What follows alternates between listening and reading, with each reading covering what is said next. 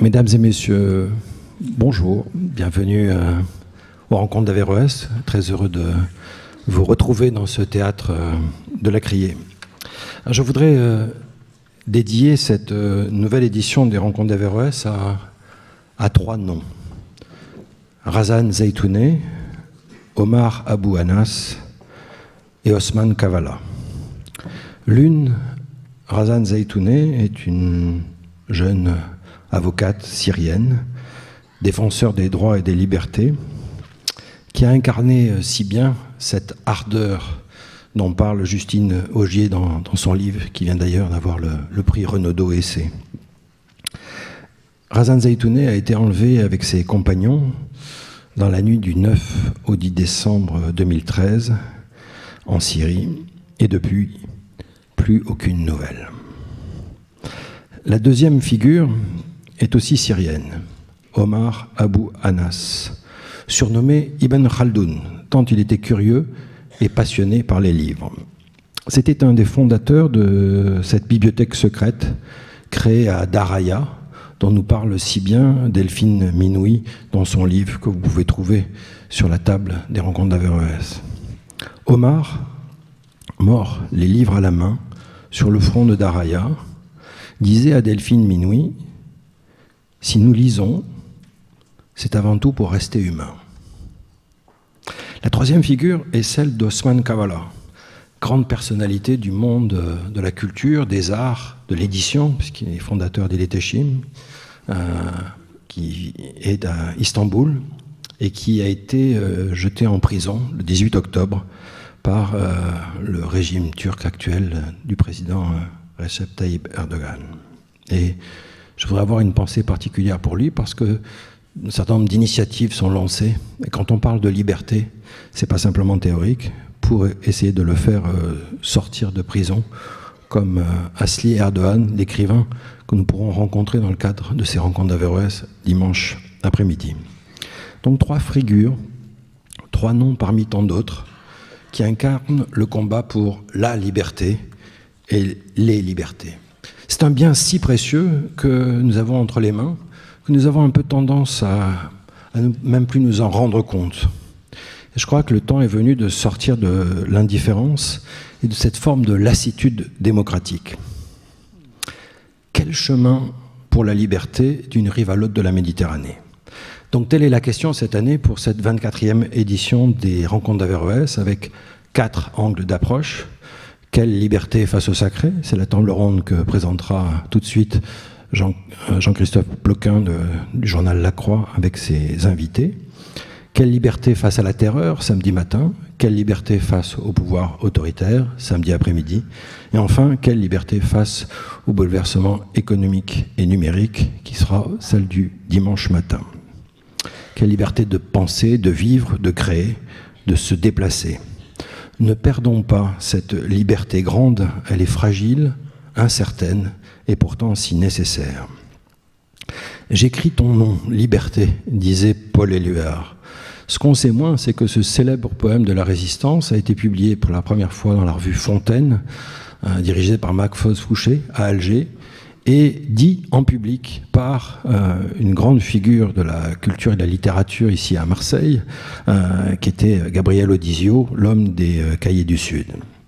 Alors pour écrire ce nom de liberté sur le fronton des rencontres d'Averroès cette année, cela n'est possible que grâce à l'action de toute une équipe que je voudrais saluer ici avec force et remercier, qui est l'équipe des livres comme des idées.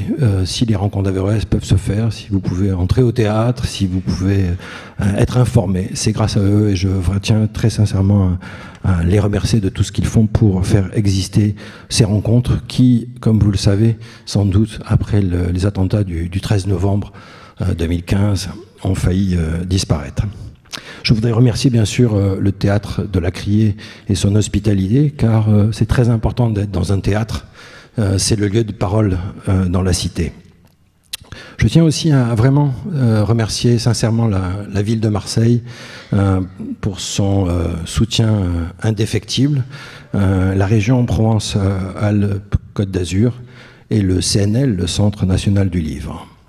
pas le conseil départemental, puisqu'ils ont décidé cette année de ne pas soutenir les rencontres d'Averroès. Je voudrais également remercier tous les partenaires et bénévoles qui rendent possible ce rendez-vous chaque année. Et je ne voudrais pas conclure cette ouverture et cette présentation des rencontres sans vous remercier, vous, parce qu'au fond, c'est le public qui porte les rencontres d'Averroès qui font qu'elles existent toujours. Bonne première table ronde, bonne rencontre d'Averroès et merci de votre écoute.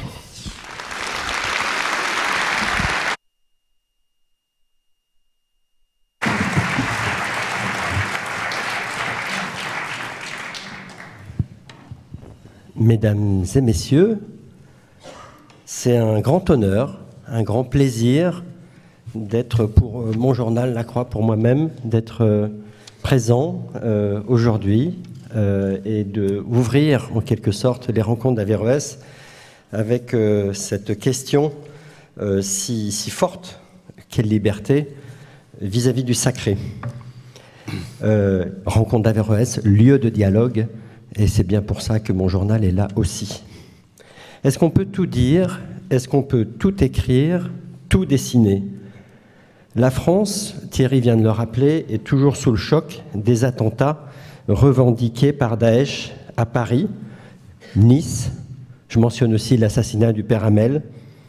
Des violences faites au nom d'un projet politique théocentré, d'un sacré absolutisé.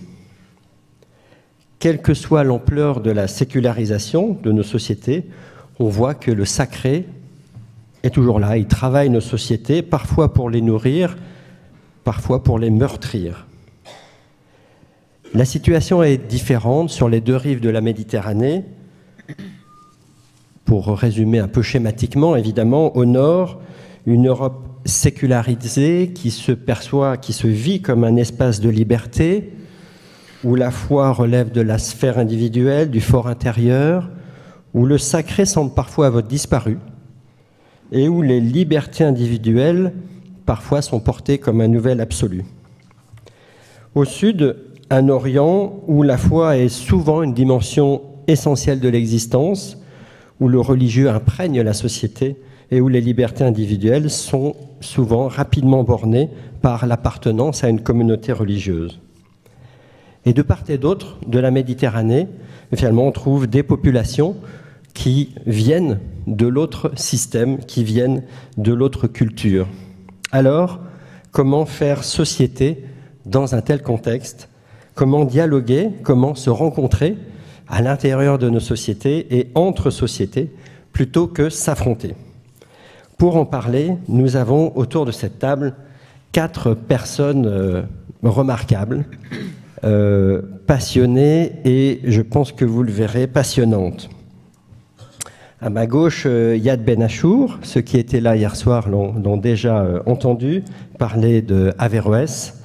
Yad Ben Achour, qui est un éminent juriste tunisien, pas assez connu en France, très sincèrement, et qui est donc un spécialiste de droit public, qui a beaucoup travaillé aussi sur les théories politiques islamiques, et on peut vraiment recommander pour un travail de fond et une approche finalement de l'orthodoxie sunnite, son livre « Au fondement de l'orthodoxie sunnite » paru en 2008. À sa gauche, Pascal Hamel, romancier, écrivain d'art, commissaire d'exposition, et qui a notamment écrit 2 livres consacrés à des peintres que vous trouverez à la librairie. L'un, Rembrandt, l'humanité, et l'autre, Paul Gauguin, portrait de l'artiste en prophète bénéfique. Tout à fait à droite, Anastasia Colissimo, qui est enseignante à Sciences Po Paris et qui a eu, le hasard a fait qu'au moment où elle travaillait sur finalement des enjeux entre politique et religion, sont survenus les attentats de Paris et tout à coup, ce qui était un objet d'étude est devenu une réalité concrète. Et ça a stimulé chez elle la publication d'un livre, Les bûchers de la liberté. Et enfin, tout de suite à ma droite, Izzy Morgenstern, qui est un créateur prolifique dans de très nombreux domaines, auteur, réalisateur de documentaires notamment, qui a enseigné aussi la philosophie et l'histoire des religions, et qui a récemment publié L'aventure monothéiste, qui s'intéresse à la continuité, en quelque sorte, entre les trois monothéistes. Donc, ces 4 intervenants vont nous permettre d'avancer sur ce thème, quelle liberté face au sacré. Et Izzy Morgenstern, je voudrais vous poser la première question, finalement. On va essayer dans un premier temps de définir cette notion de sacré. Qu'est-ce que le sacré? D'où vient le sacré d'un point de vue anthropologique? Est-ce que l'homme a besoin de sacré? Ou bien est-ce que c'est une construction dont l'homme moderne doit s'affranchir? Merci à vous tous et merci aux organisateurs de m'avoir invité. Je vais faire une intro donc pédagogique puisque c'est ce qu'on me demande. Pardon pour ceux qui savent déjà un certain nombre de ces choses. Je vais quand même essayer d'être court pour arriver au cœur de l'affaire. Le sacré ou le saint? Il y a une petite différence, j'en parlerai tout à l'heure. Le saint est une catégorie qu'on retrouve plus, par exemple, chez Lévinas, mais en gros, c'est le fait qu'il y a des choses qui sont séparées de nous et que cette séparation leur donne une autorité. C'est assez important parce que c'est après, sur ce question-là qu'on va, allez, je ne dis pas s'écharper, mais en tout cas discuter, c'est-à-dire qu'il y ait du séparé. C'est une mauvaise nouvelle pour nous qui sommes les enfants des Lumières et qui sommes dans l'infini et dans le semblable et dans le même. Donc l'existence de quelque chose qui est d'un autre ordre que nous-mêmes ou que la totalité de ce qu'on connaît, c'est-à-dire le ciel par exemple, qui n'est pas la terre, prenons des choses encore pires, la femme qui n'est pas l'homme, l'adulte qui n'est pas l'enfant, les musulmans qui ne sont pas des gens des Lumières et ainsi de suite, qu'il y ait du séparé. C'est le premier problème et le sacré vient signifier ça. Et que mais ça ne suffit pas évidemment, parce que sinon on n'a que du séparé. Il donne à cette séparation une valeur que les philosophes appellent transcendante, mais il suffit de dire qu'elle a autorité. C'est-à-dire qu'il y a autre chose que moi-même qui a autorité sur un certain nombre de domaines. Alors cette autorité, et voilà, je peux terminer l'introduction, est-elle légitime? Ça, c'est une question qu'on nous pose à nous, hommes des Lumières, hommes et femmes des Lumières, souvent. Pourquoi est-ce qu'il y aurait du séparé et pourquoi est-ce qu'il aurait autorité? C'est une chose. Et deux, où est-il? C'est-à-dire, qu'en est-il de cet endroit qui a autorité sur certains d'entre nous, en particulier sur les fidèles des religions? Parce qu'on trouve évidemment du sacré dans toutes les religions et on en trouve dans l'espace qui est le nôtre, qu'on pourrait appeler notre espace civilisationnel, c'est-à-dire judaïsme, christianisme, islam. Une petite anecdote et j'aurai fini. Je fais souvent des conférences sur les thèmes sur lesquels je travaille, c'est-à-dire judaïsme, christianisme et islam. Et donc la question, le titre, c'est pourquoi y a-t-il 3 monothéismes et pas un seul? Et je dois avouer que ce titre a beaucoup de succès chez les laïcs, les francs-maçons. Alors pourquoi? Oui, un cauchemar absolu avec un seul monothéisme. Pourquoi on en a 3? Donc, on en a 3 parce que c'est un espace civilisationnel qui est le nôtre et qu'on doit traiter. Donc le bouddhisme, l'hindouisme, c'est quelque chose d'autre et moi j'en parlerai pas en tout cas, c'est autre chose. Alors, dernier point, il existe 2 endroits, entre guillemets, qui ont autorité sur nous, qui nous créent des obligations.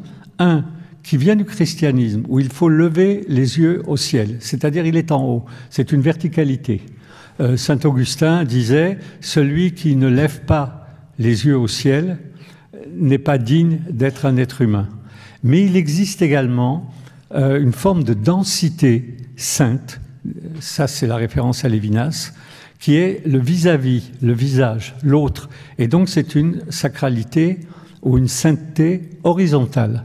Ça a une certaine importance parce que, je terminerai là-dessus, le sacré qui est au-dessus, on ne peut pas y accéder. En tout cas, bon, il y a des saints, mais ce n'est pas des gens comme nous. Et s'ils sont comme parmi nous, on a dans la famille un saint, on sait qu'il s'est séparé de la collectivité. Par contre, la sainteté, c'est ce qu'on exige quand on est religieux, ou quand on a la foi, de tous. Soyez saints, dit le texte biblique, car moi-même je suis saint. Phrase qui est attribuée à Dieu. Donc, il y a des degrés entre le sacré et la sainteté. Et pour finir, et introduire peut-être un sujet qui fâche, le sacré pousse au blasphème. La sainteté, pas trop. Non. Merci Yann Benachour. Finalement, est-ce que l'homme a besoin de sacré ou est-ce qu'il vaut mieux qu'il se passe du sacré? Je pense que l'homme est fondamentalement dépendant du sacré, que ce soit un sacré religieux ou tout autre sacré, parce que le sacré n'est pas forcément religieux. Je suis juriste et je pense être bien placé pour en parler. Les juristes ont fabriqué des tas de sacrés dans leur monde. La Constitution, la loi, le jus cogens, le traité international, le droit humanitaire, etc., etc. Donc, qu'est-ce qui lie tous ces sacrés?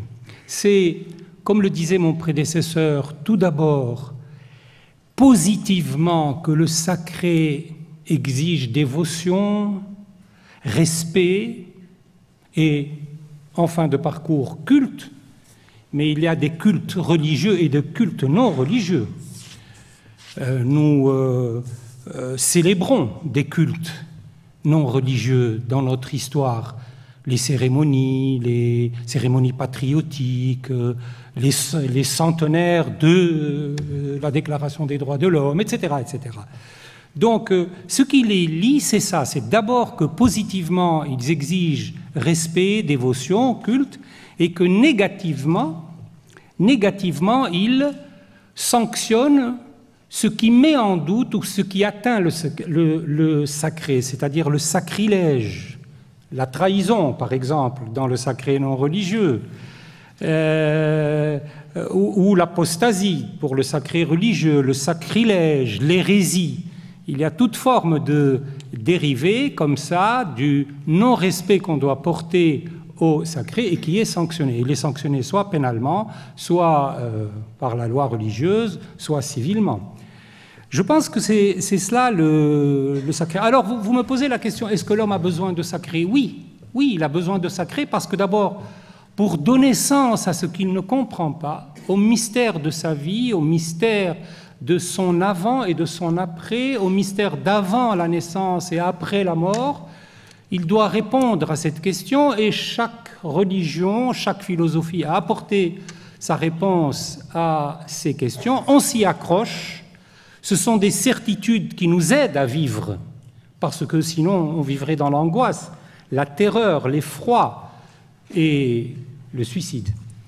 Donc, il a besoin de sacré, oui. Il a besoin de sacré religieux pour les grandes questions métaphysiques, mais il a également besoin de sacré pour sa vie temporelle, pour expliquer son histoire, pour expliquer son droit, pour justifier, pour légitimer. Pour légitimer, nous avons besoin de sacré. Donc, je pense qu'effectivement, c'est un besoin essentiel dans la nature de l'être humain, de l'être social en tout cas, de l'être social. Oui. Donc, quand on parle finalement de désécularisation, on parle un peu du retrait du religieux, mais on ne parle pas d'un retrait du sacré. Le sacré est toujours là, il prend d'autres formes. Pascal Hamel, vous êtes passionné pour Rembrandt, peintre de l'humanisme européen, et vous travaillez actuellement aussi sur le Gréco. Ce sera votre prochain livre, qui est un peu un peintre de la contre-réforme, et qui a été finalement, chez ces deux peintres, finalement deux rapports au sacré peut-être différents. Est-ce que vous pouvez nous parler de ce moment de l'histoire de l'Europe où l'humanisme se développe et quel est finalement, est-ce qu'il y a une sorte de mise à distance du sacré que l'on voit apparaître, se répandre, surgir dans la peinture? Je vais répondre à votre question, mais avant, je voudrais simplement dire que l'être humain, quelle que soit sa religion, quelle que soit sa culture, sa civilisation, quel que soit son moment historique, finalement, c'est un animal, mais qui a, par rapport aux autres animaux, une spécificité, c'est qu'il a conscience de sa mort. À partir de ce moment-là, oui, l'être humain a besoin en tout cas d'être en quête, voire de créer. Il en est peut-être le créateur, il en est peut-être issu, ça reste une question ouverte, de quelque chose qui le dépasse. Cette chose qui le dépasse, c'est tout simplement c'est la raison pour laquelle cela vaut la peine de donner un sens à sa vie. Ça peut prendre diverses formes. Pour les artistes que vous venez de citer, ils sont bien entendu issus d'un contexte. Moi, ce qui m'intéressait, c'est de dresser ce contexte, mais aussi de montrer en quoi ils excèdent ce contexte. Sinon, je ne vois pas pour quelle raison nous continuerions, nous, au XXIe siècle, à s'intéresser à eux. On ne regarde pas l'art pour des raisons historiques, me semble-t-il, ou un peu, mais surtout parce que cela nous touche, nous émeut, nous parle et est actuel. Pour moi, les œuvres d'art qui comptent, elles sont quelque part intemporelles, elles continuent de nous toucher. Pour ceux que vous venez de citer, disons, je vais en citer 3. J'ai écrit il y a quelques années un livre sur Paul Gauguin, qui, à mon avis, est lié au sacré. Un sacré spécifique, mais moi je pense que tous les sacrés sont spécifiques, parce qu'ils sont liés à une culture, ils sont liés à un contexte, même s'ils le dépassent, bien entendu. En l'occurrence, c'est le sacré anthropologique. C'est-à-dire, comme vous le savez, au milieu du XIXe siècle, c'est l'émergence et le triomphe du machinisme, de la civilisation industrielle.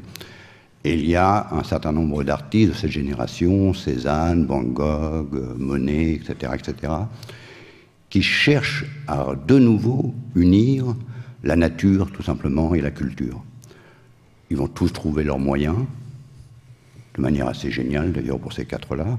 Bon, pour Gauguin, comme vous le savez, ça va être l'âge d'or, les sociétés premières, les sociétés primitives, les sociétés qui n'auraient pas encore été, si je puis dire, abîmées par des spéculations, des lois, des interdits. C'est un fantasme, évidemment. Mais ce qui est intéressant, c'est ça. Parce que dans cette quête du sacré anthropologique, qu'est-ce qu'il cherche? Il cherche à réconcilier, à se réconcilier, à réconcilier cette dualité qui est en nous, évidemment. Le fait que nous existons, mais que nous savons que nous sommes liés, que nous sommes précaires. Et il va le faire de sa manière, et elle est assez géniale, parce que finalement, il va créer ce que je considère comme les premières icônes de la modernité. Et pour les deux autres, Rembrandt, évidemment, c'est un contexte plus violent encore, car il émerge à un moment où les guerres de religion entre protestants et catholiques sont féroces.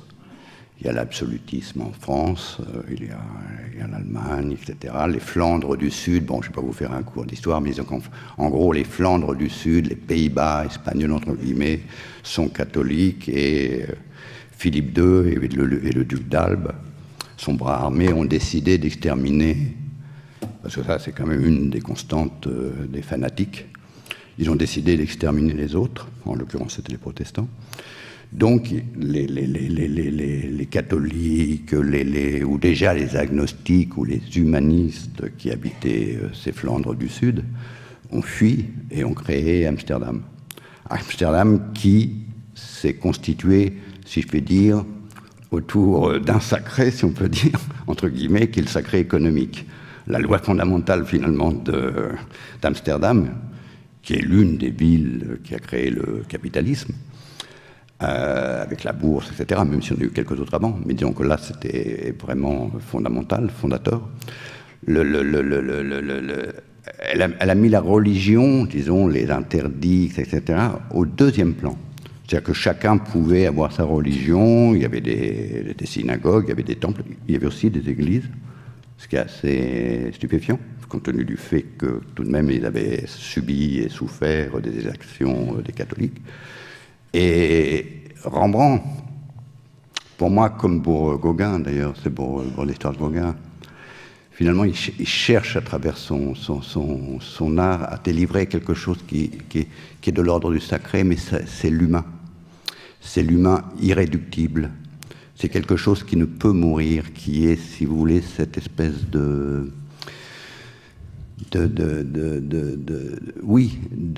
d'exemplarité de l'homme qui n'est pas qui n'est pas dominateur, qui n'est pas le triomphe, mais qui est au contraire, qui est dans sa vulnérabilité, d'où d'ailleurs son intérêt pour la Bible. C'est un grand lecteur de la Bible, sinon on ne peut pas comprendre. On ne peut pas comprendre non plus Rembrandt si on ne sait pas qu'il a subi une succession de deuils. Il a perdu Saskia, sa femme qu'il aimait beaucoup. Il a perdu ses enfants qui étaient en bas âge. Il a connu le triomphe à 35 ans. Et puis ensuite, comme la manière de l'époque, comme souvent, elle est revenue du côté superficiel, du bien léché, de l'illusion. Ça ne l'a pas intéressé. Il a cherché à délivrer autre chose, en l'occurrence la matière, ce qui est tout à fait intéressant, à mon avis, parce que c'est à travers cette matière qu'il délivre de l'immatériel. Comme quoi, c'est toujours des tensions. Je ne peux pas penser le sacré, la transcendance, si vous voulez, ce qui est de l'ordre un peu, entre guillemets, éthéré, sans son exact inverse. C'est-à-dire que ça ne peut que s'inscrire dans une dialectique, voire même une union entre le corps et l'esprit. Pour Gréco, c'est encore autre chose. Il naît en Crète. En un mot. En un mot. Non, mais c'est passionnant, mais ouais. On est dans l'univers de la peinture, c'est magique. Bon, Gréco, en un mot, c'est un peintre, il vient de l'icône, il est crétois, et il va peindre une des œuvres les plus singulières de l'histoire de l'art, qui va faire que, bien que minoré pendant 3 siècles, les expressionnistes allemands, toute la modernité va le redécouvrir, parce qu'il libère quelque chose de tout à fait inouï. Merci. En tout cas, oui, ce que vous expliquez, c'est une réinvention du sacré qui n'est pas forcément liée au divin, mais qui s'approprie l'humain en quelque sorte. Anastasia Colosimo, de votre côté, donc, vous avez travaillé sur le blasphème, mais c'est assez bizarre cette notion de blasphème quand on est dans l'Europe du XXIe siècle. On a l'impression que c'est une notion qui vient finalement d'un autre temps, et pourtant on voit bien qu'elle redevient très présente. Est-ce que vous pouvez nous rappeler finalement comment cette notion a évolué à travers les âges? Oui, bonjour, merci beaucoup pour cette invitation. Je vais commencer par être un tout petit peu indisciplinée, mais c'est pour la bonne cause. Je pense que c'est très important d'essayer de comprendre pourquoi est-ce que cette question de la liberté et du sacré est un problème en soi. Je pense que c'est important de faire un peu de généalogie ici. Ce qui caractérise notre monde aujourd'hui, c'est la modernité. Pourquoi est-ce que cette question de la modernité, elle est centrale à la fois pour la question du sacré et pour la question de la liberté? C'est parce que la modernité, c'est l'avènement, en réalité, de la libération du religieux. C'est exactement le phénomène qu'a connu notre monde. On peut dire que le monde d'avant la modernité, c'est un monde de la transcendance et de l'hétéronomie, c'est-à-dire d'une vérité révélée extérieure à notre monde, et de l'hétéronomie, c'est-à-dire d'une loi qui s'impose à nous de l'extérieur. Et le monde de la modernité, notre monde à nous, c'est un monde de l'autonomie, contrairement à l'hétéronomie, c'est-à-dire que nous définissons notre propre loi, et un monde de l'immanence, c'est-à-dire qu'il n'y a pas d'autre référence dans ce monde-ci que ce monde-ci. Le processus qui a amené de l'ancien monde au nouveau monde, c'est le processus de la sécularisation, qui est un processus voulu, souhaité par le philosophe, mais aussi par le politique au sens très large, et qui est de dire l'homme ne sera émancipé que quand il sera parfaitement émancipé du religieux. Et que la liberté de l'homme, justement, réside dans le fait de s'auto-déterminer et de n'avoir d'autres références que ce monde-ci. Et normalement, le programme, en tout cas, de ces philosophes, le programme qui a été le programme du monde occidental, c'était que le religieux devait complètement disparaître. vous avez pu constater, comme moi, je le crois, que non seulement il n'a pas disparu, mais pire que ça, il est revenu. Ce qu'on appelle le retour du religieux, je pense, c'est une chose très réelle. C'est une réalité aujourd'hui en France. C'est moins sensible pour ma génération, mais je vois bien que pour la génération de mes parents et de mes grands-parents, Dieu était mort, en fait. C'est-à-dire que ceux qui continuaient à croire étaient un peu des fous.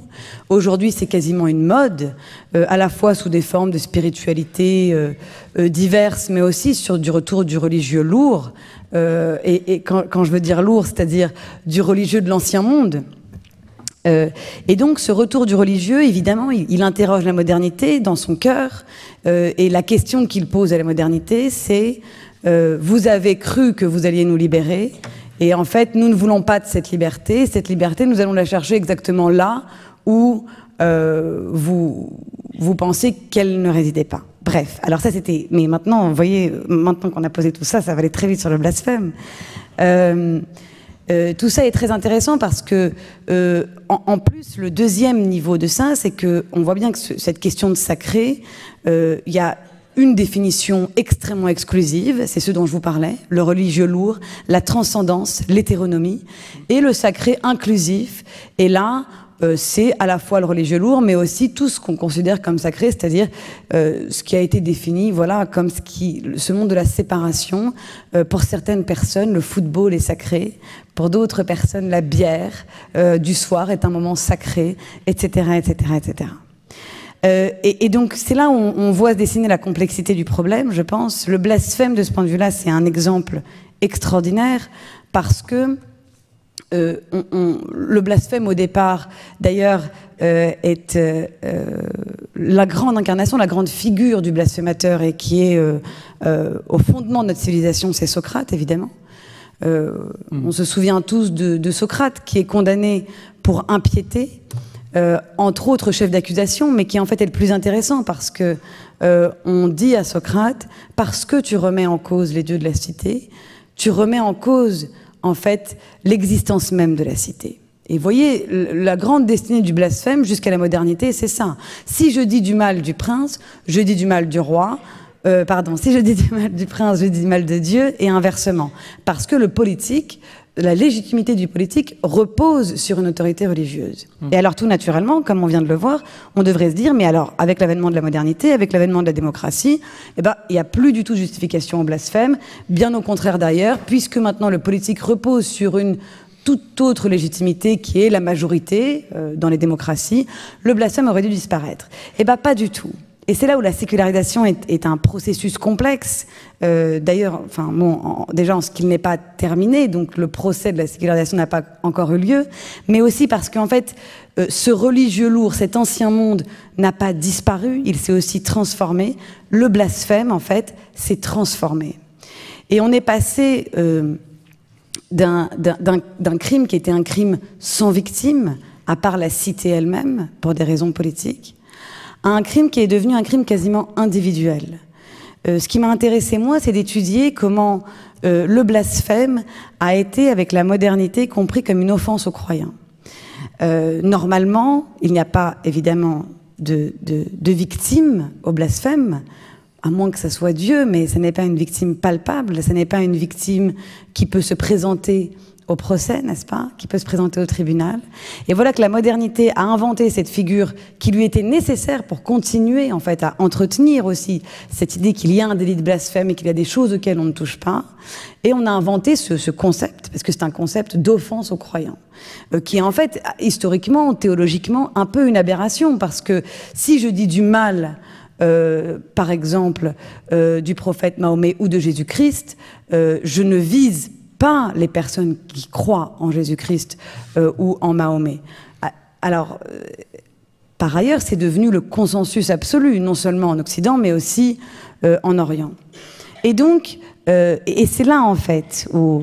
Et après, je m'arrête, je vous jure. Et c'est là où on touche quelque chose qui est vraiment passionnant, qui est que on a gardé un blasphème comme ça, c'est-à-dire qu'on a gardé l'offense aux croyants, et à côté, il y a un tas d'autres sacralités qui se revendiquent tout aussi sacrales qui se sont superposées, avec une confusion du coup qui est devenue très grande entre des personnes qui disent mais mon sacré est un sacré religieux lourd, mon sacré est un sacré qui correspond à une vérité révélée, et d'autres personnes qui disent mais ton sacré qui correspond à une vérité révélée ne vaut rien, puisque la vérité révélée ne vaut rien, puisque nous sommes dans un monde sans Dieu, alors que moi, ma vérité, elle est sacrée parce qu'elle est prouvée rationnellement, ou parce qu'elle est l'objet d'une croyance et donc d'une projection. Et donc on sent que c'est exactement dans l'articulation, en fait, de ces deux concepts, de liberté et de sacré, qu'une grande confusion est née dans la modernité. Alors c'est absolument passionnant. Isi Morgenstern, finalement, comment organiser les libertés dans ce monde très complexe que Anastasia vient de nous décrire, de sacré presque multiple, multidimensionnel et un peu proliférant. Merci pour les libertés. Votre intervention. Elle me permet de passer outre. Non, c'est un plaisir. Non, je n'ai pas besoin de revenir là-dessus. Je crois que la difficulté qui est la nôtre, qui venons des Lumières, et je m'y inclus, c'est que nous ne reconnaissons pas à la dimension d'obligation un caractère transcendant. Nous demandons à voir, nous demandons à examiner, et ce qui nous oblige doit être rationnel et admis par tous, majoritairement, ou avec un pouvoir politique qu'on conteste toutes les 10 minutes. La France est spécialisée là-dedans. Elle n'a pas fini de voter pour quelqu'un que déjà elle conteste le fait que ça l'oblige. Les trois monothéismes, pour rester dans notre sphère civilisationnelle, de manière très différente, mais les trois disent il y a une dimension d'obligation. Je ne parle pas de Dieu, pardon de dire ça, mais je n'ai pas d'informations pertinentes sur Dieu, et donc j'en parle pas. Mais la société, pour parler comme Durkheim dit Dieu, c'est-à-dire la société. La société exige qu'il y ait des éléments d'obligation qui ne se discutent pas. Et qu'est-ce qui ne se discute pas? C'est l'éthique, la morale. Donc les lois morales ne font pas l'objet d'un débat. Tu ne tueras point, tu ne voleras point. Tu vois, enfin, et après, les lois chrétiennes, tu aimeras ton prochain comme toi-même, c'est juif, mais c'est aussi chrétien. Il y en a également pas beaucoup, mais il y en a également dans le Coran. Tu respecteras ton père et ta mère. C'est comme ça. Et la rationalité contemporaine n'admet pas que ce soit comme ça. Donc, elle veut débattre de tout. Et donc, à partir du moment où on n'a pas cette dimension d'obligation, on est perdu. Ça, c'est mon point de vue, d'où je m'appuie sur ce que vous venez de dire pour dire mon point de vue. On est perdu parce qu'il y a un certain nombre de choses qui ne peuvent pas faire l'objet d'un contrat social. C'est mon point de vue. On fait société à partir de la morale. Donc les totalitarismes n'en font pas partie. Le totalisme hitlérien ne fait pas société à partir de la morale. Il fait société à partir de l'Allemagne nazie et des nazis et du peuple allemand qui s'y est rattaché. Le communisme soviétique ne fait pas société à partir de la morale, il fait société à partir du projet totalitaire soviétique. Mais les monothéismes, je ne juge pas de leur réussite, dont l'islam, veulent faire société à partir de règles de comportement éthiques qui sont celles du fidèle tel qu'il se comporte. Alors, est-ce qu'on peut faire l'économie de ce qui nous oblige? Évidemment, je peux terminer là-dessus, mais je reviendrai, j'imagine, quand vous me redonnerez la parole. Évidemment, je pense que non. Et une des difficultés avec laquelle on se débat, c'est la liberté comme infinie. On n'a pas trouvé de logique à la liberté qui ne soit pas infinie. Donc, les droits de l'homme, les droits de ceci, le droit des enfants, on va aller chercher à appliquer à la liberté des territoires hors limite et sans limite. Ça n'est pas possible. Mais ce n'est pas une raison pour ne pas le faire, on le fait quand même. Et donc, en l'étendant hors limite, on crée une situation où il n'y a pas d'autre valeur absolue que la liberté. Et donc, dans des nombreux débats, pas dans des églises, ni des synagogues, ni des mosquées, mais au journal Libération ou avec d'autres, j'intervenais et des fois il y avait quand même quelqu'un qui applaudissait dans la salle, pas tout le monde, mais un peu, où je disais la valeur suprême n'est pas la liberté, mais la responsabilité. La valeur... Ah, ça. Alors c'était le test, hein. On ne savait pas combien de gens allaient applaudir, mais c'est plus qu'un nombre. En tout cas, merci, parce que ça signifie que les dégâts causés par la liberté, comme infinie, commencent à être mieux perçus, c'est-à-dire l'absence de limites, et qu'on ne voit pas comment obtenir des limites sans obligation, c'est-à-dire sans dire dans le domaine éthique, hein, dans le domaine éthique. C'est comme ça. Dans le domaine politique, c'est autre chose, parce que ce que le politique a fait, ben, il peut le défaire. On a fait des lois disant que les gens en short n'ont pas le droit de venir s'asseoir au premier rang.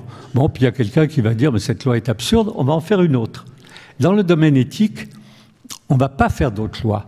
On va dire, puisque ça fait société, l'humain prime et pas le vivant. On a des galères nouvelles maintenant, avec la priorité égale donnée au vivant sur l'homme. Il ne manquait plus que ça.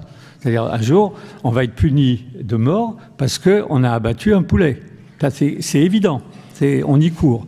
Donc, c'était cette question de limite, cette question d'obligation, qui est traitée à sa façon par le philosophe Lévinas, mais pas seulement, c'est-à-dire la responsabilité pour autrui. J'ai beaucoup travaillé sur Lévinas, j'ai fait un DVD de 4h30 sur Lévinas, mais je ne suis pas totalement lévinassien, parce qu'il ne tient compte que des individus, et je pense qu'il faut tenir compte aussi de ce qui fait société, qui n'est pas son souci. Mais voilà. Ce qui est une difficulté peut-être en France où finalement la notion de communauté intermédiaire entre l'individu et l'État n'existe pas dans la République. Il faut leur dire que c'est comme ça. Ils disent, ouais, mais moi, c'est pas mon avis, je ne veux pas le faire. Ben, je dis, c'est comme ça. Yad Ben Achour, donc pas de liberté sans responsabilité. Est-ce que, là, on vient vraiment de passer un peu de temps sur la situation en France, est-ce que vous pouvez nous amener en Tunisie, où donc a été élaborée une nouvelle constitution?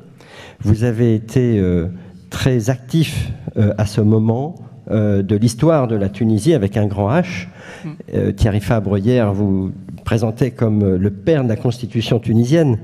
Mais est-ce que vous pouvez nous rappeler, nous décrire comment, finalement, un droit universel, peut-être, a dû s'imposer face à la loi religieuse, face à un certain rapport au sacré? Comment ça s'est passé? Ça a été une guerre idéologique. Bon, vous connaissez le résultat des élections de 2011 pour l'Assemblée constituante. Donc nous avions une assemblée constituante qui était dominée par un parti islamiste et dans la réalité, ce parti a tenté d'islamiser aussi bien l'État que la société, que la Constitution. Par exemple, ils ont essayé d'introduire le projet selon lequel la charia islamique serait la source essentielle de la législation. Ils ont essayé ça a été très grave, et d'ailleurs dans la réalité ça a abouti à des agressions contre les artistes qu'on a accusés de sacrilège.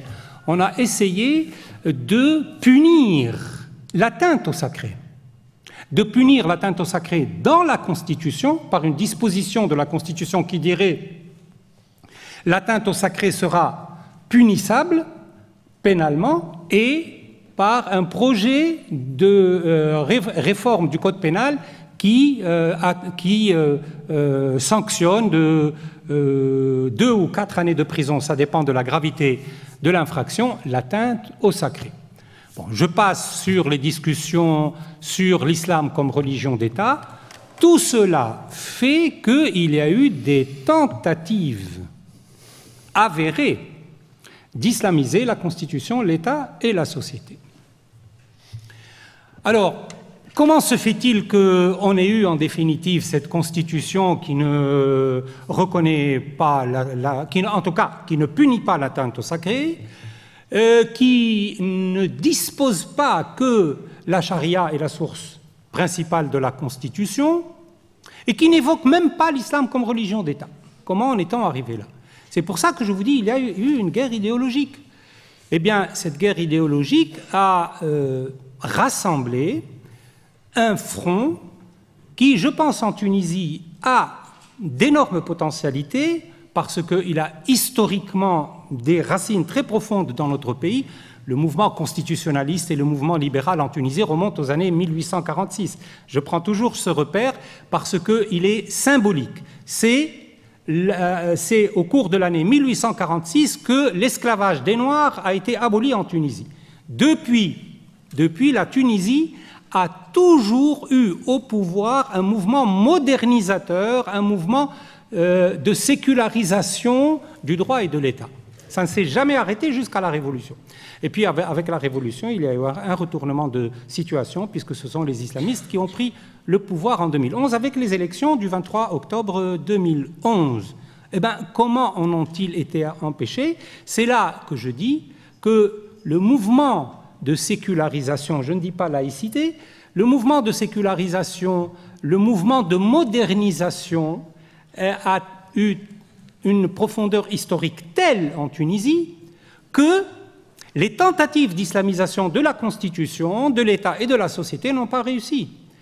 Et c'est comme ça que j'explique le revers qu'ont subi les islamistes en 2014, car ils n'ont pas gagné les élections, ils ne les ont pas perdues. Ça serait faux de dire qu'ils ont perdu les élections de 2014, mais ils ne les ont pas gagnées comme ils ont gagné les élections de 2011.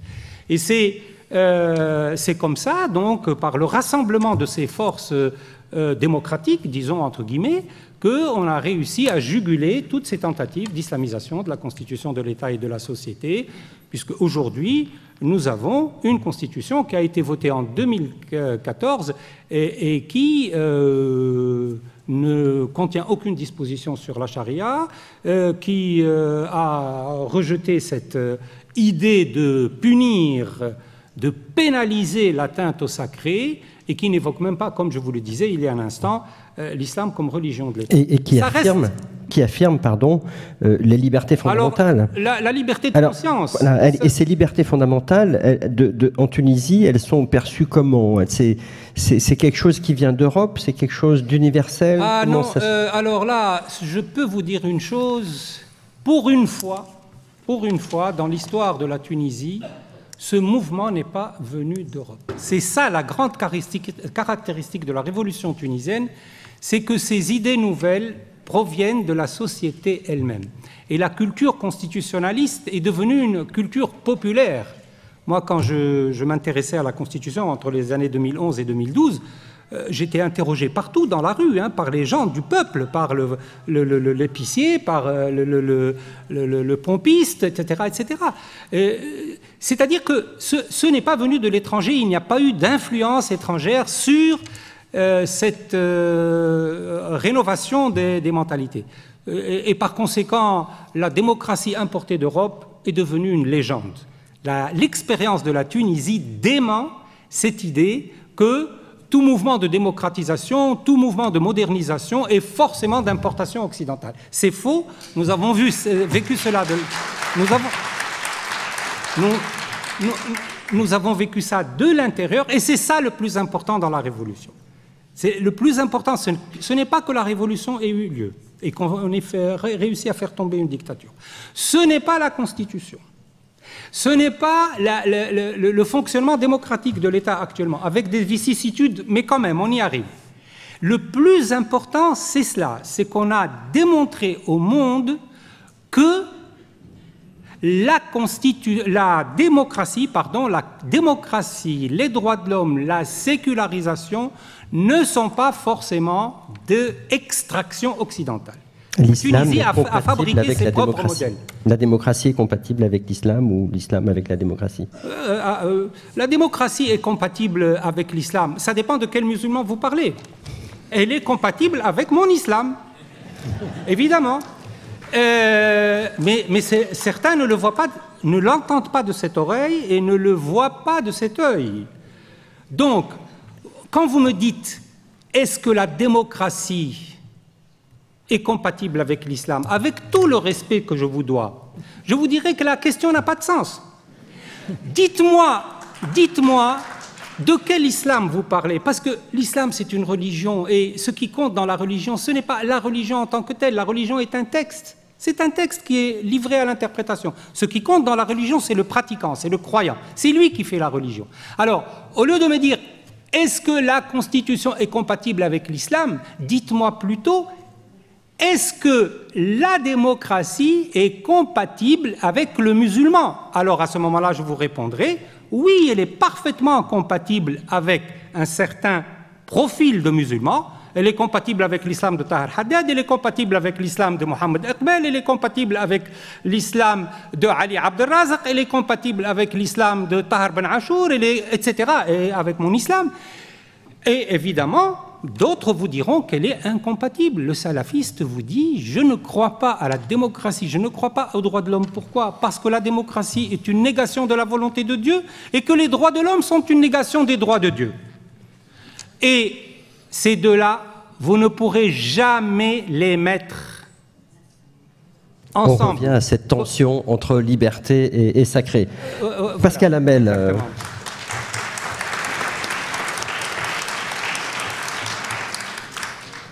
Moi, je pense que la démocratie n'est jamais compatible avec ceux qui pensent détenir la vérité, l'unique, la leur. Il ne s'agit pas seulement de l'islam, évidemment. Il y a des fanatiques de toutes les religions. On peut aussi dire que les totalitarismes se sont construits sur une vérité qu'ils pensaient détenir. Sinon, on ne peut pas le comprendre. L'adhésion des peuples à leur propre bourreau, ce n'est pas le fait du hasard. Ils y ont cru. C'était une croyance. Pravda, c'est pas moi qui l'ai inventé. Le nazisme se voyait comme un Reich triomphant pour les millénaires. Voilà, la démocratie suppose la pluralité des opinions. Et donc, cette question, si vous voulez, qui structure une partie de notre communication actuelle sur l'islam, qui serait, n'est-ce pas, par essence ou de facto, totalitaire ou fasciste, etc. Bon, c'est faux. Et alors moi, je voulais vous relancer sur cet autre continent, qui est le continent des arts, et vous demander si le sacré a disparu du monde des arts ou si, au contraire, il continue à faire vibrer et à nourrir cet univers, l'univers artistique, l'univers pictural, l'univers musical. Je dirais deux choses. Je parlerai du sacré et du sacrilège, si vous me le permettez, parce que je pense que c'est lié. Bien sûr, le sacré continue. C'est obligatoire. Enfin, moi, je dirais c'est obligatoire. C'est comme la poésie, c'est comme... Je veux dire, tant qu'il y aura des êtres humains, il y en aura un certain nombre qui le ressentir une transcendance, ressentir une présence est fondamentale. Et tout simplement, nous l'éprouvons. Je dirais, si je veux être paradoxal, que certaines œuvres d'art nous donnent la preuve. La preuve. Je dirais pas véridique parce que je veux pas de vérité. Mais la preuve physique, concrète, qui existe un ailleurs. Alors après, on peut citer des noms. Bon, je ne veux pas être trop long, on va dire, je sais pas, comme ça, vite fait, Malevich, évidemment, c'est une icône qui se veut à la fois révolutionnaire, planétaire, mystique, cosmique. Bon, pour prendre quelqu'un qui est beaucoup plus présent aujourd'hui, Bill Viola, mais entre deux, vous avez Sam Francis, vous avez Rothko, dont Izzy Morgenstein est un spécialiste, qui est un immense peintre, vous avez Simon Antaille, vous avez... Enfin, etc., etc. Vous avez aussi parmi les artistes d'aujourd'hui qui émergent, parce que la grande révolution dans l'art du XXIe siècle, c'est que l'art contemporain est devenu planétaire. Alors qu'au début, au XXe siècle, ce qu'on appelle la modernité, pour des raisons historiques d'ailleurs, c'est lié à quelques villes-mondes de l'Occident. Mais la grande révolution, c'est que l'art est devenu planétaire. Et il y a évidemment des artistes des mondes africains, iraniens, arabes, chinois, coréens, Amérique latine, etc., qui sont toujours traversés par la question de la transcendance. Donc bien entendu que ça continue. Mais je dirais que c'est obligatoire pour moi. C'est impossible qu'il n'y ait pas, parmi ceux qui quêtent l'invisible, et c'est quand même cette question-là, quand on est plasticien, comment rendre visibles les forces invisibles pour un musicien? C'est comment rendre audibles les forces de l'inouï. Pour un écrivain, enfin je parle des meilleurs d'entre eux, c'est comment mettre des mots sur ce qui échappe en principe au langage. Donc bien entendu. Après, il y a juste l'inverse, la tension, le sacrilège.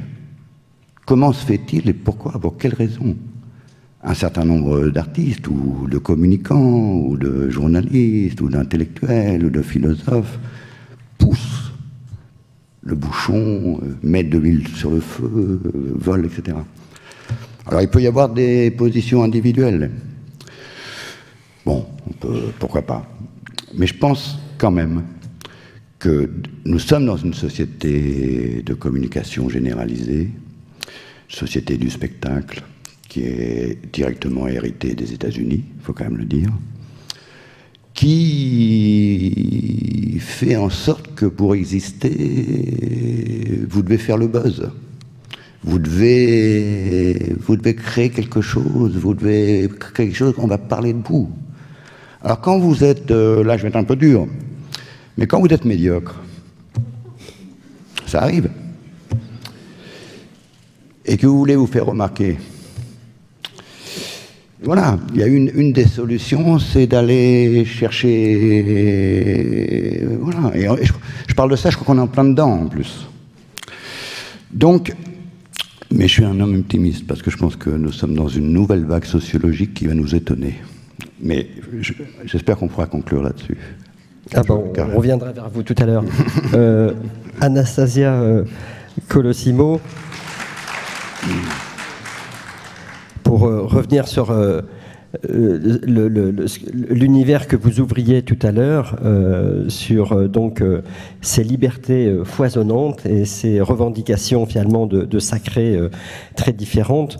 Pour vous, et notamment vous avez aussi, vous menez des recherches de juristes, comment organiser cette cocotte minute finalement de liberté et de sacré? Alors je suis très heureuse de cette question, même si je m'y attendais un peu. Mais surtout parce que tout à l'heure vous avez parlé de la République française. Et je pense que c'est quand même notre interrogation ici, qui est une interrogation profonde, parce que on a eu aussi les attentats qu'on a eus contre Charlie Hebdo en 2015. On a été frappé sur cette question-là exactement, de savoir ce qui est autorisé ou non autorisé, ce qu'on considère acceptable ou non acceptable. Et vous vous souvenez tous comment, après les attentats, d'une part, au niveau national, il y a quand même eu beaucoup de dissensions sur cette question de ce qu'incarnait Charlie Hebdo, et comment, surtout, à l'international, on a souvent eu beaucoup de mal, en réalité, à défendre notre modèle, comment les Américains ont commencé à nous donner des leçons, en nous expliquant ce qui, encore une fois, était acceptable ou pas, tolérable ou pas, etc. Donc je pense qu'évidemment, il y a une question individuelle de ce qu'on peut, de ce qui nous heurte, de ce qui nous heurte pas, qu'on est très inégaux face à ça. En revanche, il y a une question qui est beaucoup plus objective et qui est un peu notre option politique, que je vais tâcher de défendre en quelques minutes. Cet exemple du blasphème, elle est extrêmement parlante. Et ce qui arrivait, cette tragédie qui arrivait à Charlie Hebdo, à mon avis, est extrêmement symptomatique. La Révolution française porte en elle un espoir fou, une véritable folie, qui est de dire que l'État ne veut s'adresser qu'à des citoyens. L'idée qu'il faut abolir tous les corps intermédiaires entre l'État et les citoyens. Ce qui veut dire aussi que le citoyen devant l'État se présente absolument nu de toutes ses appartenances, qu'elles soient religieuses, ethniques, raciales ou sexuelles, enfin de toutes ces appartenances. C'est extrêmement important ce moment-là, parce que il a complètement conditionné non seulement notre système politique, mais aussi notre organisation sociale. C'est la raison pour laquelle on interdit les statistiques ethniques en France.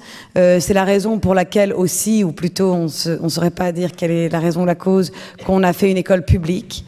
C'est la raison pour laquelle on a aussi, en 1881, fait une loi sur la liberté d'expression qui était l'une des lois les plus permissives en Europe, qui abolissait complètement le délit de blasphème et qui, en réalité, ne gardait comme restriction la liberté d'expression que ce qui semblait normal et surtout fortement traditionnel, c'était la diffamation, ce qu'on gardait du droit romain, l'idée de dire que si on vous a insulté ou si on a menti sur vous, vous pouvez devant les tribunaux demander à ce qu'on vous restaure en tant que citoyen dans les cités.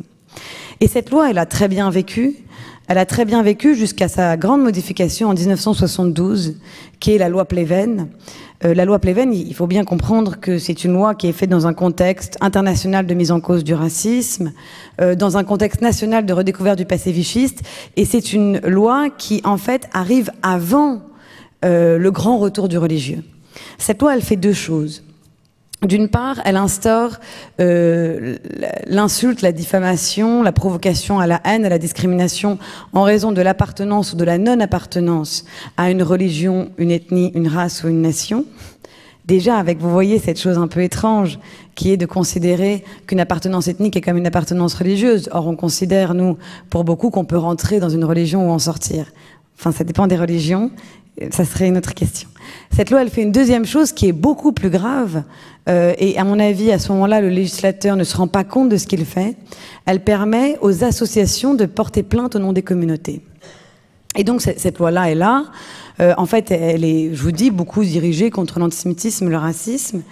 Et ce qui se passe ensuite, c'est que cette loi va être utilisée par des associations pour porter plainte, mais sur des questions de blasphème. Alors, il y a un exemple qui est particulièrement parlant et qui est drôle, c'est l'avantage quand on étudie le blasphème.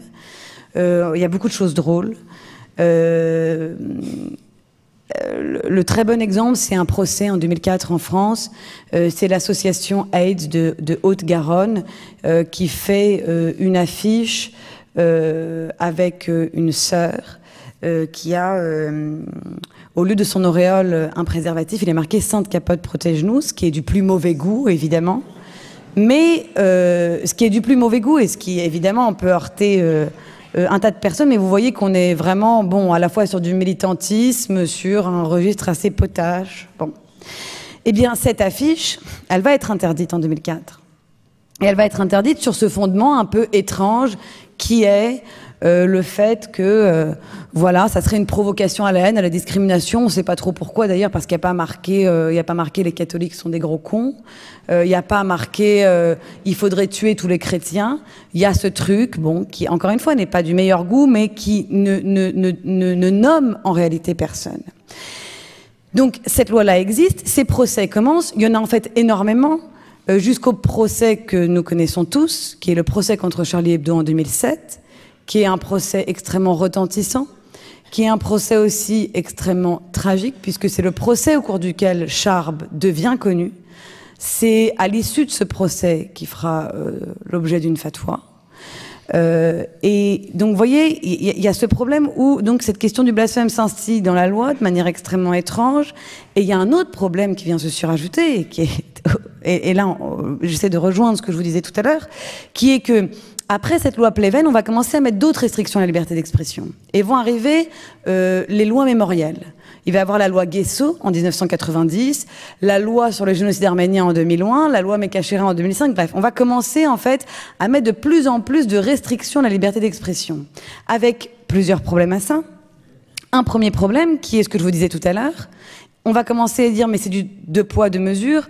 Pourquoi est-ce qu'on peut caricaturer le prophète, mais on n'a pas le droit de se moquer de la Shoah? Donc vous voyez, là, c'est des ordres de vérité différents et des incompréhensions qui vont se créer, qui vont être extrêmement fortes. Et d'autre part, un autre problème qui pour nous est beaucoup plus grave, et enfin pour nous, tous les problèmes sont graves. Pourquoi est-ce qu'il est grave pour nous, pour la République française? Parce que cette idée de donner le pouvoir aux associations, de porter plainte au nom des communautés, c'est raviver cette idée qu'il y a des communautés en France, que quand des associations musulmanes portent plainte contre Charlie Hebdo, ce sont tous les musulmans de France, ce qui ne devrait pas exister normalement même comme concept, qui portent plainte contre Charlie Hebdo. Ce qui veut dire aussi que quand vous êtes musulman, on va venir vous voir au moment du procès, on va vous dire « Et alors toi, en tant que musulman, t'es plutôt pour, t'es plutôt contre, qu'est-ce que t'en penses ?» Or, l'idée absolument folle de la République française était de dire que le « en tant que » ne définit rien. Une fois que j'ai dit que vous êtes une fois que j'ai donné votre couleur, une fois que j'ai décliné votre religion, une fois que j'ai décliné votre appartenance ethnique, une fois que j'ai tout dit de vous, de ce que je peux dire sur vous, je n'ai encore rien dit sur vous. Et ça, c'est un pari anthropologique fou qui crée un système politique fou qui est la République française et qui, à mon sens, est un système politique non seulement défendable mais souhaitable parce que il y a une beauté extrême là-dedans. Et donc je vous disais tout ça. Pourquoi je vous disais tout ça? Parce qu'on ne peut pas juste se contenter de dire je suis Charlie. On ne peut pas juste se contenter. Il y a un travail à faire qui est beaucoup plus profond de connaissance de notre système, de connaissance de nos préférences politiques, de les comprendre, de pouvoir les défendre et donc aussi d'aller regarder tout ce qui empêche ce système d'être bien huilé, d'être bien rodé, de bien fonctionner. Aujourd'hui, c'est un système en crise et donc c'est extrêmement important d'aller voir tous ces endroits dont on pourrait croire que ce sont des endroits de niche, mais pas du tout. Ces endroits-là créent les tensions que nous connaissons aussi et donc c'est de notre devoir de les délier, de les changer pour garder ce système dont, à mon avis, on peut encore aujourd'hui être extrêmement fier.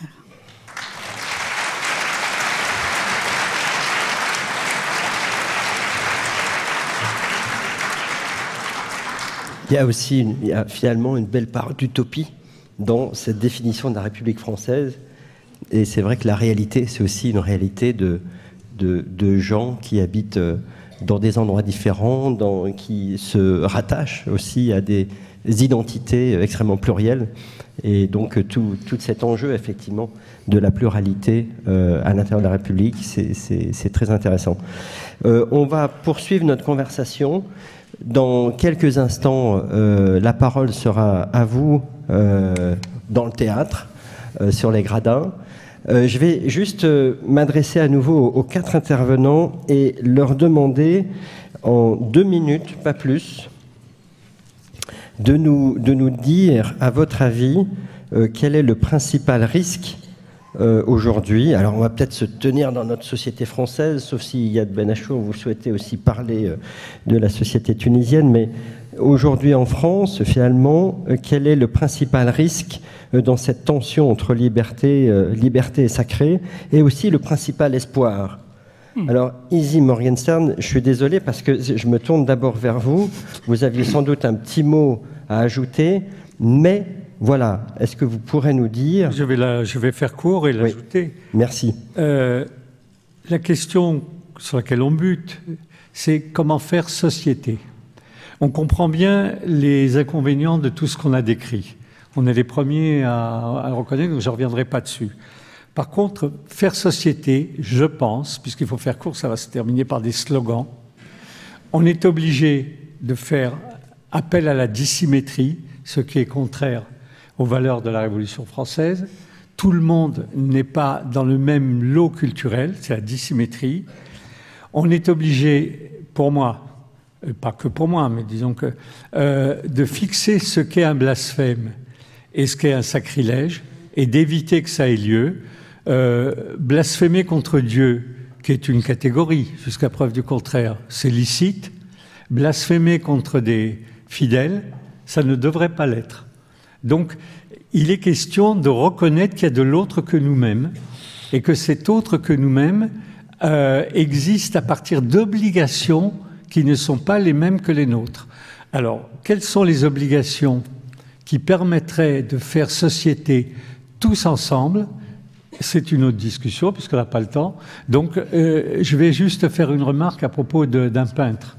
Beaucoup de gens, je viens d'un milieu donc plutôt, je ne vais pas dire artistique, mais j'étais directeur de Centre dramatique national, j'ai fait des films et tout ça, donc la question artistique et culturelle m'intéressait. Et je me posais la question de savoir, est-ce que l'ensemble des gens qui ont vu les tableaux de Rothko, ou qui sont allés au Louvre, ou qui ont lu, comme l'espère Finkielkraut, Le Rouge et le Noir, constituent une collectivité? Est-ce qu'une collectivité peut être une collectivité à partir de la culture? Je suis arrivé à la conclusion assez vite que non. L'ensemble des gens qui ont vu les mêmes expos, c'est l'ensemble des gens qui ont vu les mêmes expos. Ils ne constituent pas... j'ai travaillé à la télévision, on devait faire une télévision européenne, je fais partie de l'équipe qui a créé Arte. on en parlait, on allait construire l'Europe, au moins la France et l'Allemagne, mais on allait construire l'Europe à partir de l'ensemble des gens qui ont vu les mêmes images et les mêmes programmes. Aujourd'hui, l'allemand est une langue qui est pratiquement plus enseignée en France et le français plus enseigné en Allemagne. 20 ans de télévision commune. Donc, il faut pas mettre tous nos espoirs, c'est très français, dans la vie artistique. Rothko espérait que l'ensemble des gens qui voient ces toiles serait une collectivité. Je n'y crois pas. Pour vous paraphraser, on peut dire que l'ensemble des gens qui sont ici aux rencontres d'Averroès, c'est l'ensemble des gens qui sont ici aux rencontres d'Averroès. Oui. Pascal Hamel, en deux minutes alors. Oui, oui. Alors ce que dit Izzy, bon, je suis pas loin de le partager, pourquoi pas. Effectivement, la culture ne fait pas communauté. Par contre, la sous-culture, elle fait communauté. Parce que moi, je suis désolé. La sous-culture française et la sous-culture allemande, c'est pas la même. La sous-culture qui nous a envahis, qui a envahi les écrans. Je rappelle quand même, bon, moi, j'ai pas la télévision, donc je suis mal placé. Mais je rappelle quand même, j'ai lu dernièrement une petite étude là-dessus. Je crois que c'est 4h57 par jour pour la moyenne des gens. Bon, si on retire Arte, quelques films superbes, etc., on peut dire que globalement, c'est navrant, c'est affligeant. Il y a quand même là un travail sur les consciences qui n'est pas du tout lié ni à l'éthique, ni à tout simplement une élévation. Moi, je pense que c'est un des problèmes fondamentaux de notre société. Donc ça, c'est un des risques et un espoir pour alors la l'espoir. société. Les gens ne vont plus dans les églises, ils vont dans les musées. Ça, c'est un espoir? Ça fait partie. Mais ils peuvent aussi aller dans les églises, c'est pas le problème. Il y a beaucoup d'églises qui sont des musées. Il faut juste qu'ils séparent la politique de la mystique. Mais c'est pas moi qui l'ai dit, c'est Charles Péguy dans un texte sublime sur séparer le politique du mystique. On rappellera juste que le mystique, c'est d'abord un chant d'amour. La politique, c'est autre chose. Donc, pour ce qui concerne l'espoir, bah écoutez, vous lisez comme moi les journaux, vous regardez des choses, écoutez des émissions. Il y a des mots qui sont en train de surgir dans notre société, qui sont juste l'inverse de la culture du mépris. Ce sont les mots de bienveillance, ce sont les mots de respect, ce sont les mots de bienfaisance, d'humanisme, d'humanitaire. Bon, les esprits chagrins pourront dire que c'est de la posture, bon, pourquoi pas, mais il y a des signes avant-coureurs. Moi, je vous convie à regarder à voir si ce sont seulement des signes ou si, au contraire, c'est une tendance qui arrive dans notre société. Moi, je prends un exemple. J'ai vu que le livre de Françoise L'Héritier, dans la culture, le livre de Françoise L'Héritier fait un carton. Le Triomphe de la joie de Frédéric Lenoir, bon, qui est un philosophe chrétien, mais qui en même temps a une dimension plus universaliste, ça marche très fort. Et d'autres, dont on nous rebat les oreilles, dont on nous parle tout le temps, qui sont pas bons. Ils sont pas achetés. Voilà, c'est une vérité, c'est comme ça. Donc, il semblerait que nous sommes arrivés au bout d'un processus, que cette fameuse liberté d'expression est évidemment fausse. C'est la liberté d'expression pour ceux qui ont le pouvoir, pour ceux qui ont les clés, pas pour les autres. C'est bien pour ça que ce sont les communautés ou les individus qui ne peuvent pas se défendre ou qui ont l'habitude. Nos amis chrétiens, moi je suis pas chrétien, hein, mais nos amis chrétiens, ils ont eu le droit au Christ dans l'urine. Ils ont eu le droit, non mais c'est la totale, ils ont le droit au pape écrasé par une météorite. Bon, le coup de la capote, c'est plutôt sympa, c'est plutôt marrant. Encore que l'humour, bon, c'est une chose. Enfin bref, mais comme dirait, je crois bien que c'est le pape François, comme dire, c'est pas grave, on endure. On a vu pire. C'est vrai qu'on ne les jette pas non plus au lion, nos amis chrétiens. Donc, voilà. On a un peu progressé. Mais un moment, bon, ce truc de désigner l'autre sans cesse comme l'idiot du village, etc., d'exclure. d'exclure. Si nous voulons une société plus pacifiée, et après tout c'est ça, la définition d'une société, c'est la paix civile, le reste, c'est la paix civile, il faut de la reconnaissance symbolique. Or, nous vivons dans un système, depuis une trentaine d'années, qui ne cesse d'exclure. Et ce n'est pas seulement les musulmans. S'il y a quelques amis musulmans qui sont dans la salle, ne croyez pas que vous êtes seulement la cible. On est tous concernés. Merci. Yad Ben Achour, les risques et l'espoir pour nos sociétés. Alors, je prends la zone à laquelle j'appartiens, c'est-à-dire le Maghreb et le monde arabe. Le risque, évidemment, c'est ce qu'on voit justement dans le monde arabe actuellement, c'est la guerre civile. Et c'est-à-dire cette confrontation violente par les armes, par la destruction, par la souffrance d'idéologies qui, tout à l'heure, je vous le disais, étaient incompatibles épistémologiquement. On ne mettra jamais, jamais d'accord, même par la ruse, on ne mettra jamais d'accord un, disons, entre guillemets, fondamentaliste et un laïciste. Cela est impossible. Mais nous sommes bien obligés de cohabiter. Alors vous me dites l'espoir. Eh bien, moi je vais vous dire où est l'espoir. Il n'est absolument pas au niveau théorique, parce qu'on ne pourra pas les réconcilier. Mais l'espoir, c'est la politique. C'est la cohabitation, c'est-à-dire la démocratie. Je pense, ce n'est pas par chauvinisme tunisien que je le dis, que c'est ce que nous avons réussi, vaille que vaille, à faire en Tunisie. La cohabitation entre des croyances, des représentations et des idéologies qui sont théoriquement inconciliables. Mais comment faire pour vivre? Comment faire pour vivre sans guerre civile, sans destruction, sans souffrance? La seule possibilité, c'est la politique qui doit nous mettre d'accord. La cohabitation. Or, une cohabitation possible, comment voulez-vous qu'elle s'instaure, sinon autrement que par le système démocratique? Donc il n'y a pas d'issue. Ou nous continuons à jouer le jeu du système démocratique, c'est-à-dire à obliger les uns et les autres à se tolérer. La démocratie, je l'ai plusieurs fois dit et écrit, ne nous apprend pas à nous aimer les uns les autres. Ce n'est pas son rôle. J'ai le droit de détester qui je veux et je reconnais à autrui le droit de me détester.